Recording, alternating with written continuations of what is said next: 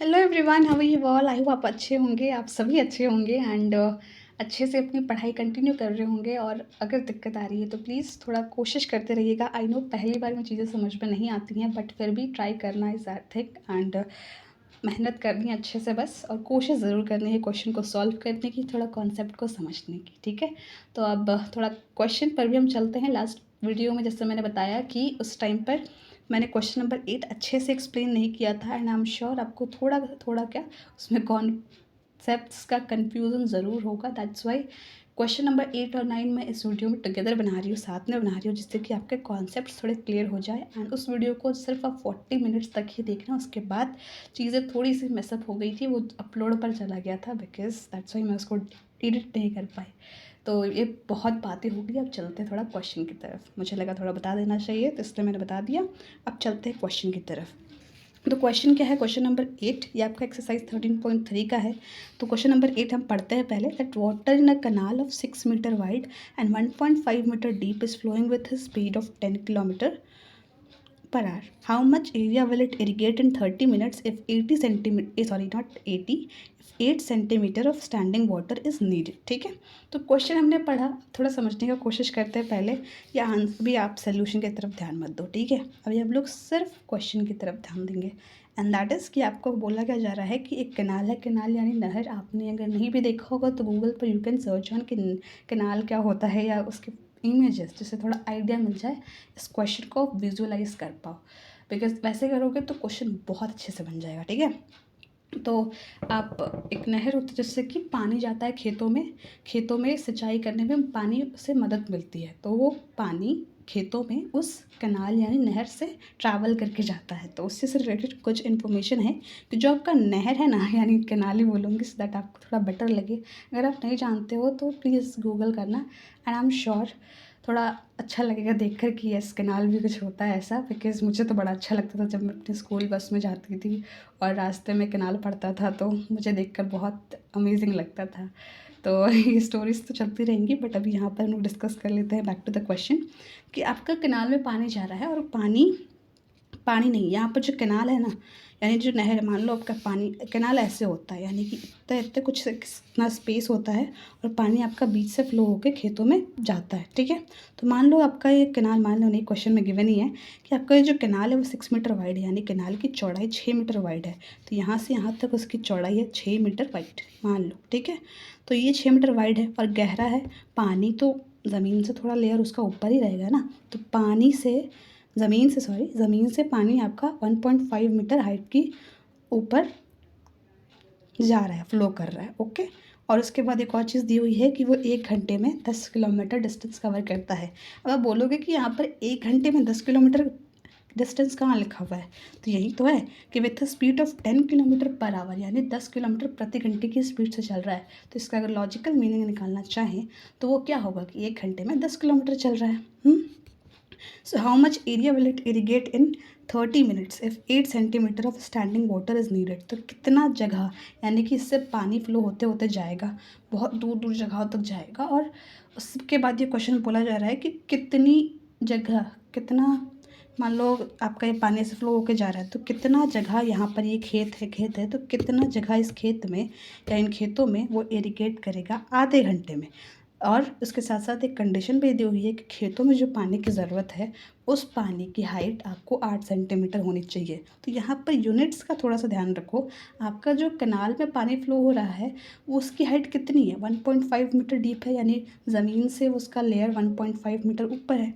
But आपको जो खेतों में पानी की ज़रूरत पड़ रही है उतनी, मीन्स उतनी हाइट की, उस लेयर की, उसकी लेंथ दी हुई है आपको 8 सेंटीमीटर। तो 8 सेंटीमीटर वहाँ 1.5 मीटर है। तो पहले तो इसको मीटर में कर लो, बिकॉज सारे मीटर है, तो आप सिर्फ इसको मीटर में करोगे तो आपका सोल्यूशन सही बनेगा। नहीं तो इसी को पुट कर दोगे तो डेफिनेटली सोल्यूशन में एरर्स होने के चांसेस बहुत ज़्यादा है। ठीक है, तो हमें ये समझ में आ गया कि खेतों में जाकर पानी पहुँच जाएगा, लेकिन उसको खेतों में आपको 8 सेंटीमीटर हाइट तक की पानी चाहिए। इसको मीटर में बोलेंगे हम लोग तो 0.08 मीटर। और एक और चीज़ कि आधे घंटे में कितना ये इरिगेट करेगा। क्वेश्चन में तो दिया हुआ है कि 1 घंटे में वो 10 किलोमीटर कवर कर रहा है, तो अब ये नहीं कर देना है कि आधा घंटा, 1 घंटे में वो 10 किलोमीटर मैंने बोला, तो आप आधे घंटे में उसको 5 किलोमीटर बोलोगे, नहीं वैसा नहीं करना है, बिकॉज़ यहाँ पर आपको जो पानी की हाइट है, पानी की लेयर ज़मीन से उसकी थोड़ी चेंजेस हो गई है, उसके लिए हमें सॉल्यूशन की तरफ जाना होगा, उसकी तरफ ध्यान देना होगा, ठीक है। तो आप यहाँ पर देखो, मैंने जो बोला था आपको जो गिवन इन्फॉर्मेशन है उसको लिख लोगे तो बहुत बेटर होगा, आपको क्वेश्चन सॉल्व करने में हेल्प मिलेगी, ठीक है। तो यहाँ पर जो आपको लाइन गिवन थी बस मैंने उसी को लिख लिया, और उसके बाद आपका क्वेश्चन में पूछा जा रहा है ना कि आधे घंटे यानी 30 मिनट में वो कितना एरिया इरिगेट करेगा। तो हमने यहाँ पर जितनी आर की टर्म थी उसको हमने मिनट में कन्वर्ट कर दिया, यानी एक आर को आप 60 मिनट्स भी तो बोल सकते हो ना। तो 60 मिनट्स में उसने 10 किलोमीटर कवर किया, ये तो हमें पता है। अब उसके बाद हमें निकालना होगा कि 30 मिनट्स में कितना किया, और वो आंसर नहीं होगा बिकॉज हमें यहाँ पर एरिया उसमें बताना है कि आप उस पानी की हाइट आपकी 8 सेंटीमीटर होनी चाहिए, यानी 0.08 मीटर होनी चाहिए। तो उस वाली थोड़ी कंडीशन को भी देखना है, तो वो हम लोग देखेंगे समझेंगे आगे। तो यहाँ पर आपका डिस्टेंस कवर करेगा कितना, वो 30 मिनट में, दैट इज़ 5 किलोमीटर। ओके, अब आपके पास ये पता चल गया कि वो कैनाल आधे घंटे में 5 किलोमीटर डिस्टेंस कवर करेगा, ठीक है। तो वो कैनाल में पानी फ्लो हो रहा है और आधे घंटे में वो 5 किलोमीटर डिस्टेंस कवर कर रहा है। वंस अगेन यहाँ पर एक और चीज़ ध्यान देनी है आपको कि यूनिट्स का 5 किलोमीटर है और कैनाल की आपको डेप्थ दी हुई है 1.5 मीटर, वाइड दी हुई है 6 मीटर। तो मीटर मीटर में है, बट यहाँ लेंथ जो आपकी है, डिस्टेंस कवर किया उसने, वो कैनाल की एक्चुअली एक लेंथ भी होगी कि वो इतना चौड़ा नहीं, इतनी लंबाई उसने कवर करी। तो इसको आप ऐसे भी समझ सकते हो, ठीक है, कि उसने उतना डिस्टेंस कवर किया तो वो उसकी लेंथ हो गई। तो आपके पास कैनाल की 3 चीज़ें आ गई, that is length, breadth and height. तो ये क्या हो गया, आप इसको किस टर्म्स में ले सकते हो, बिकॉज यहाँ पानी की बात हो रही है, यानी amount of matter contained in it.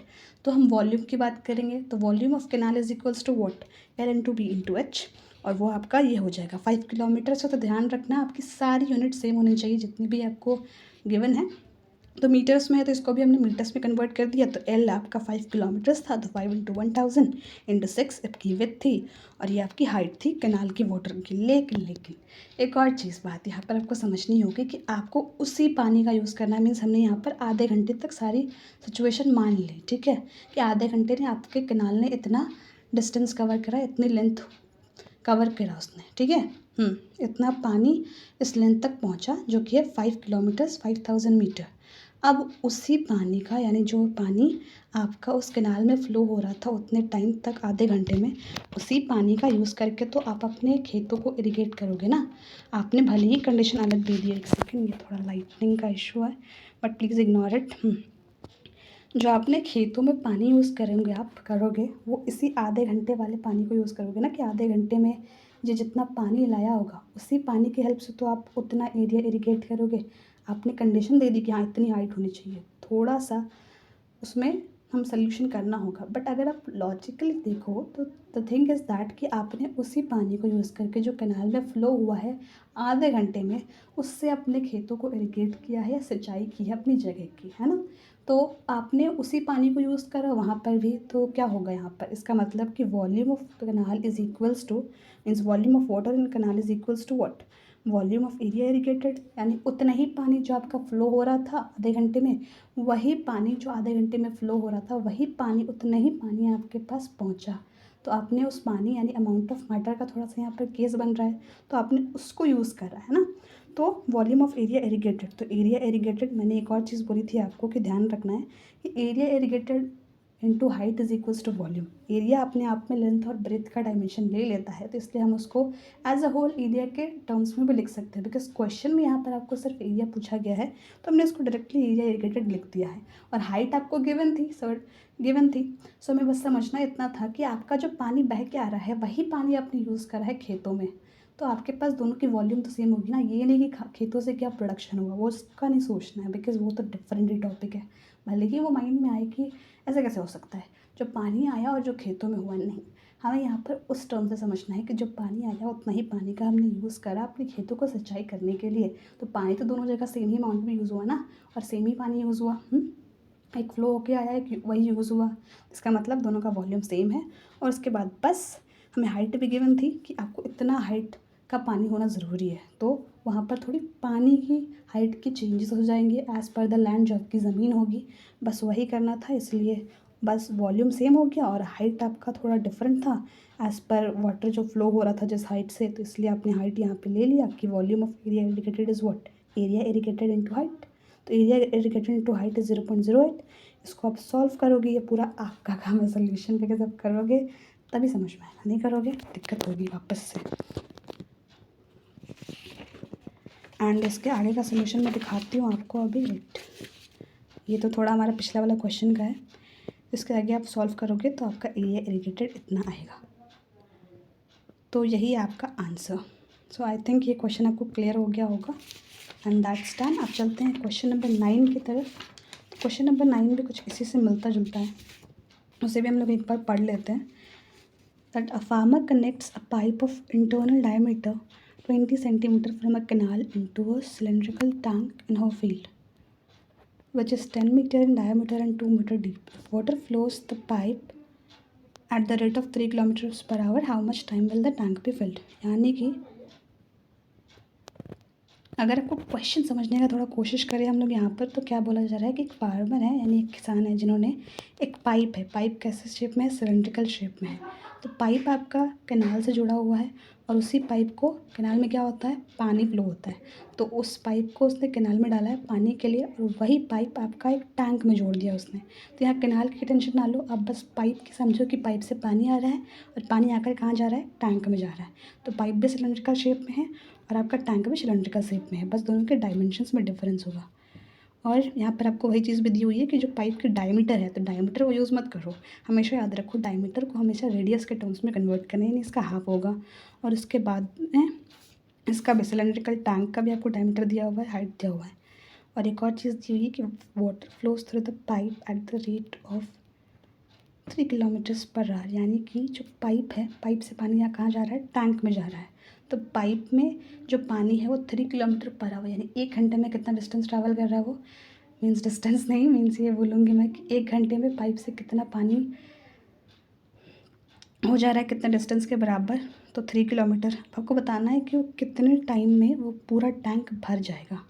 तो ये कैसे करोगे, टाइम निकालना है तो इसके लिए सोल्यूशन की तरफ थोड़ा चलते हैं हम लोग, है ना। यहाँ पर क्या दिया हुआ है कि भाई रेडियस को अपने कन्वर्ट कर लेना है और यूनिट्स का भी ध्यान रखना है, ठीक है। तो कभी किलोमीटर है, कभी मीटर है, कभी सेंटीमीटर है, तो एक यूनिट पकड़ लो आप एंड उसी में आप सारी चीज़ों को कन्वर्ट कर लो, चाहे वो रेडियस हो या डिस्टेंस हो कि 1 घंटे में उसने कितना पानी फ्लो करा।